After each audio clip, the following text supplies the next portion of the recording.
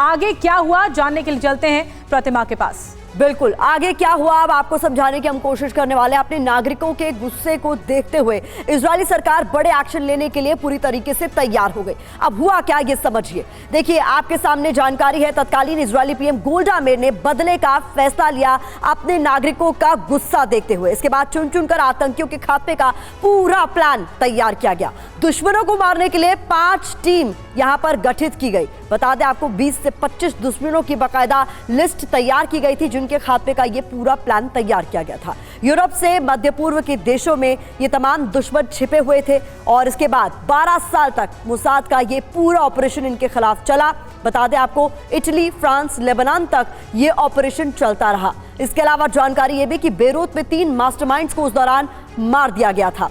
और साथ ही साथ बहुत महत्वपूर्ण जानकारी, मारने से पहले हर दुश्मन को बकायदा संदेश भेजा गया, हम ना तो भूलते हैं ना ही माफ करते हैं। ये बहुत महत्वपूर्ण जानकारी आपके सामने हम रखे और इस बीच हमारे साथ बेहद खास मेहमान भी जुड़ गए हैं। Brigadier retired Sandeep Thapar sir रक्षा विशेषज्ञ के तौर पर हमें ज्वाइन कर चुके हैं। सर स्वागत है आपका। Air commodore retired SP Singh रक्षा विशेषज्ञ के तौर पर हमारे साथ स्टूडियो में मौजूद है। सर आपका भी बहुत बहुत स्वागत है। संदीप थापर सर, एक बार फिर से रैथ ऑफ गॉड का सेकंड पार्ट कहा जा रहा है कि देखने को मिलेगा, क्योंकि बाकायदा नेतन्याहू ने आदेश दे दिया है कि हमास के लीडर्स कहीं भी छुपे हों दुनिया में, उनका खात्मा तो अब तय है। देखिए, ये तो होना ही था, ये एंटिसिपेट कर रहे थे कभी ना कभी तो ये हुक्म आएगा, चाहे आए नहीं, ये इजराइल ने प्लान करना था। आप सिर्फ 72 तक गए हैं, मैं तो हॉलोकॉस्ट के टाइम की बात कर रहा हूँ।